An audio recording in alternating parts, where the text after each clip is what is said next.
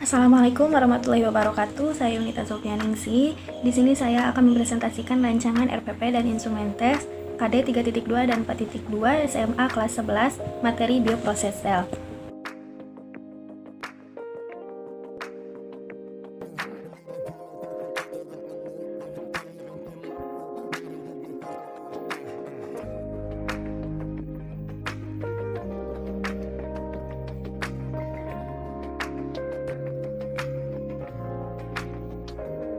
Assalamualaikum warahmatullahi wabarakatuh. Apa kabar anak-anak ibu semuanya? Semoga kalian selalu sehat dan selalu semangat dalam pembelajaran daring kali ini. Sekarang sudah hadir semua anak-anak? Apakah ada yang tidak bisa hadir di pelajaran kali ini? Jika ada yang belum bergabung, silahkan kalian hubungi teman-teman kalian, telepon atau di pesan WhatsApp. Baik, langsung saja. Jika hadir semua, jika sudah bergabung semua, pada pertemuan minggu ini, Ibu akan memberikan materi mengenai bioproses sel, tepatnya yaitu transport membran pada sel. Tujuan kalian mempelajari materi bioproses sel ini yaitu transport membran agar kalian mengetahui bagaimana sih sel itu bekerja, bagaimana sel itu mendapatkan nutrisi, bagaimana sel itu bisa berkembang, bisa membelah. Nah, itu adalah bagian dari cakupan bioproses sel.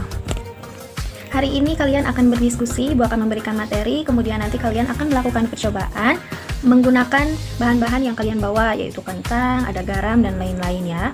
Nanti akan Ibu bimbing bagaimana cara kerjanya. Baik, sebelum kalian melakukan praktikum atau percobaan, kalian perhatikan dulu materi yang akan Ibu sampaikan melalui video berikut.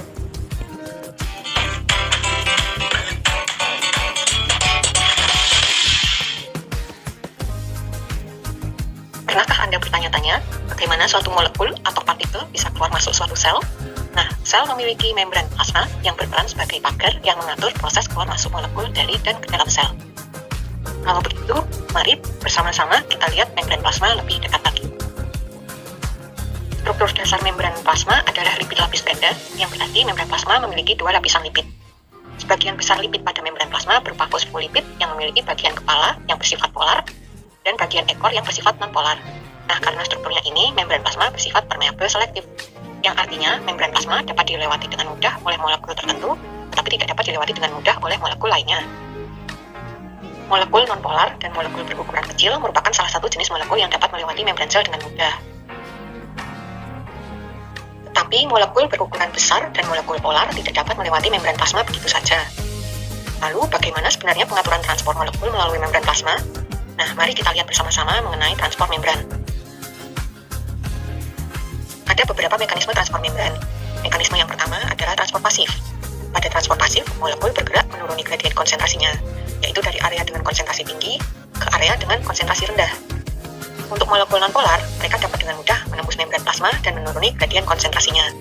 Nah, perpindahan molekul menuruni gradien konsentrasinya ini disebut difusi sederhana. Untuk molekul polar dan molekul berukuran besar, untuk menembus membran plasma mereka membutuhkan bantuan suatu protein. Untuk molekul polar seperti ion sodium, ion potasium, dan ion kalsium, mereka menembus membran plasma melalui proses difusi terfasilitasi dengan melalui protein kanal, yaitu protein transmembran yang memiliki pori terbuka yang spesifik untuk ion tertentu saja. Sedangkan molekul berukuran besar seperti glukosa dan asam amino, mereka menembus membran plasma dengan bantuan protein pembawa. Pada saat molekul berikatan dengan protein pembawa, protein akan berubah bentuknya.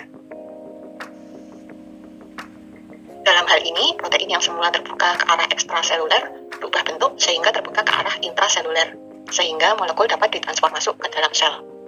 Proses transport ini juga disebut difusi terfasilitasi, karena molekul bergerak menuruni gradien konsentrasinya dengan difasilitasi oleh protein pembawa. Nah, difusi sederhana dan difusi terfasilitasi tadi berperan dalam transport molekul untuk bergerak menuruni gradien konsentrasinya, yaitu dari area dengan konsentrasi tinggi ke area dengan konsentrasi rendah. Dalam prosesnya, perpindahan molekul melalui kedua proses yang termasuk dalam transport pasif ini tidak memerlukan energi. Lalu bagaimana bila suatu sel membutuhkan molekul ekstraseluler yang ternyata konsentrasinya lebih rendah di luar dibandingkan di dalam sel? Nah, dalam hal ini molekul akan ditransfer melalui proses transport aktif. Karena molekul berpindah melawan gradien konsentrasinya, yaitu dari area dengan konsentrasi rendah ke konsentrasi tinggi, maka dibutuhkan energi dalam prosesnya. Salah satu sumber energi yang digunakan untuk melakukan transport aktif adalah ATP. ATP atau adenosin trifosfat merupakan suatu molekul yang memiliki 3 gugus fosfat. Apabila ATP mengalami hidrolisis menjadi ADP dan melepaskan satu gugus fosfatnya, maka akan terjadi pelepasan energi yang dapat digunakan untuk melakukan transport aktif. Ada dua macam transport aktif, yaitu transport aktif primer dan sekunder. Pada transport aktif primer, sumber energi yang digunakan adalah ATP. Contoh transport aktif primer yang cukup populer adalah pompa natrium-kalium. Pompa natrium-kalium mentransport ion natrium dan ion kalium melawan gradien konsentrasi masing-masing, yaitu ion natrium akan menuju keluar sel, sedangkan ion kalium akan masuk ke dalam sel. Pada pompa natrium-kalium, 3 ion natrium dari dalam sel akan berikatan dengan pompa natrium-kalium yang kemudian diikuti dengan hidrolisis ATP. Hidrolisis ATP menjadi ADP dan transfer gugus fosfat ke pompa natrium-kalium akan mengakibatkan perubahan bentuk pompa natrium-kalium. Pompa natrium-kalium akan terbuka ke arah ekstraseluler. Ion natrium kemudian berdisosiasi dari pompa natrium-kalium untuk menuju keluar sel. 2 ion kalium dari luar sel kemudian berikatan dengan pompa natrium-kalium dan diikuti disosiasi gugus fosfat dari pompa natrium-kalium. Pompa natrium-kalium akan kembali ke bentuk semula, yaitu terbuka ke arah intraseluler. Ion kalium kemudian berdisosiasi dari pompa natrium-kalium dan menuju ke dalam sel. Pompa natrium-kalium siap untuk melakukan siklus transport molekul selanjutnya. Transport aktif yang kedua adalah transport aktif sekunder. Pada transport aktif sekunder, sumber energi yang digunakan berasal dari perpindahan molekul lain yang menuruni gradien konsentrasinya. Pada contoh pertama, energi yang berasal dari perpindahan ion Na menuruni gradien konsentrasinya akan dijadikan sebagai sumber energi untuk mentransport glukosa melawan gradien konsentrasinya. Ikatan ion Na dan glukosa dengan protein pembawa akan mengubah protein pembawa sehingga membuka ke arah intraseluler. Ion Na dan glukosa kemudian berdisosiasi dari protein pembawa untuk menuju ke intraseluler. Nah, proses transport aktif ini juga disebut symport, karena molekul yang ditransport berpindah ke arah yang sama. Pada contoh yang kedua, perpindahan ion Na menuruni gradien konsentrasinya digunakan untuk mentransport ion Ca melawan gradien konsentrasinya. Ion Na dari ekstraseluler dan ion Ca dari intraseluler berikatan dengan protein pembawa. Perubahan bentuk protein pembawa memungkinkan ion Na menuju intraseluler sedangkan ion Ca menuju ekstraseluler. Karena pada proses transport ini terdapat dua molekul yang berpindah ke arah yang berlawanan, proses transport ini juga disebut antiport. Nah, sekarang bagaimana kalau sel ingin mentransfer molekul yang berukuran sangat besar sekali seperti bakteri? Atau bagaimana juga bila sel ingin mentransfer molekul dalam jumlah banyak secara sekaligus? Nah, dalam hal ini, sel akan menggunakan transport dengan vesikel. Vesikel atau vesikula merupakan suatu struktur yang dilapisi lipid lapis ganda dan dapat berisi cairan maupun partikel. Nah, transport dengan vesikel yang akan pertama kali kita bahas adalah eksositosis, yaitu transport molekul dari dalam sel menuju keluar sel melalui vesikel. Pada eksositosis, vesikel yang berasal dari intraseluler akan bergerak menuju membran plasma. Membran vesikel kemudian berfusi dengan membran plasma. Molekul yang berada dalam vesikel kemudian dapat keluar menuju ekstraseluler. Transport dengan vesikel yang kedua adalah endositosis, yaitu transport molekul dari luar menuju ke dalam sel melalui vesikel. Pada proses ini, sel akan menyelubungi molekul atau partikel yang akan ditransport ke dalam sel dengan membran plasma. Ada beberapa jenis endositosis. Jenis endositosis yang pertama adalah fagositosis. Berasal dari kata fagein yang berarti makan. Pada proses fagositosis ini, sel akan memakan molekul atau partikel yang berukuran sangat besar, misalnya saja bakteri. Nah, fagositosis ini hanya dapat dilakukan oleh beberapa macam sel saja, misalnya makrofagositus. Jenis endositosis yang kedua adalah pinositosis, yaitu endositosis cairan. Nah, meskipun yang di endositosis adalah cairan, tetapi partikel maupun molekul dapat juga ikut ditransport melalui mekanisme ini. Jenis endositosis yang ketiga adalah endositosis yang dimediasi reseptor. Pada mekanisme ini, partikel yang akan diendositosis akan terlebih dahulu berikatan dengan reseptornya yang ada di permukaan sel.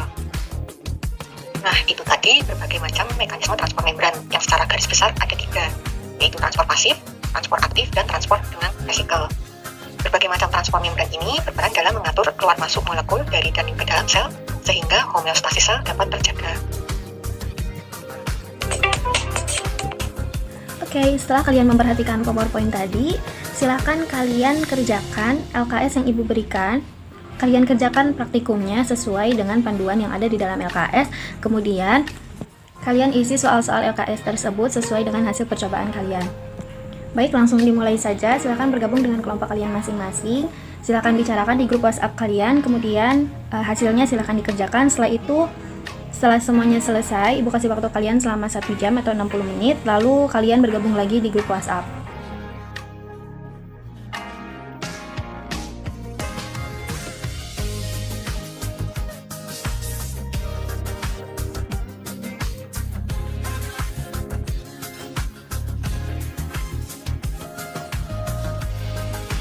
Oke anak-anak, setelah kalian melakukan presentasi dan mengisi LKS, apakah semuanya sudah selesai?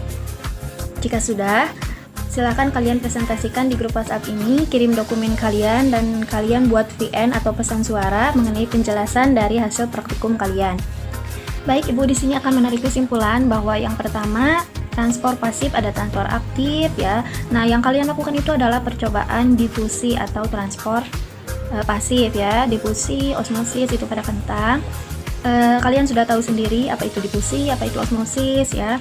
Difusi itu merupakan perpindahan zat baik padat, cair maupun gas dari larutan konsentrasi tinggi ke konsentrasi yang lebih rendah. Kemudian osmosis itu merupakan difusi air melalui selaput semi-permeable ya, melalui membran semi-permeable. Tekanan osmosisnya itu diukur menggunakan alat osmometer. Nah, osmosis itu kebalikan dari difusi, di mana perpindahan larutannya itu dari konsentrasi yang rendah ke konsentrasi yang lebih tinggi. Oke, setelah kalian semua selesai di pertemuan kali ini, Ibu akan memberikan kalian tugas mengenai soal evaluasi untuk bab ini. Karena bab ini sudah habis kita pelajari, sebelum kita memasuki bab selanjutnya, Ibu akan memberi kalian tugas. Jika kalian sudah paham semua, hasil kalian bagus, maka minggu depan kita akan mempelajari bab baru. Oke, terima kasih semuanya atas pertemuan kali ini. Semoga kita semua sehat selalu di era pandemi ini. Jangan lupa jaga kesehatan, pakai masker, dan tetap menjaga social distancing. Sekian dari Ibu untuk pertemuan kali ini. Wassalamualaikum warahmatullahi wabarakatuh. Jika ada sesuatu yang ingin ditanyakan, boleh tanyakan saja di grup WhatsApp ini ya. Insya Allah Ibu akan selalu menjawab 24 jam insya Allah.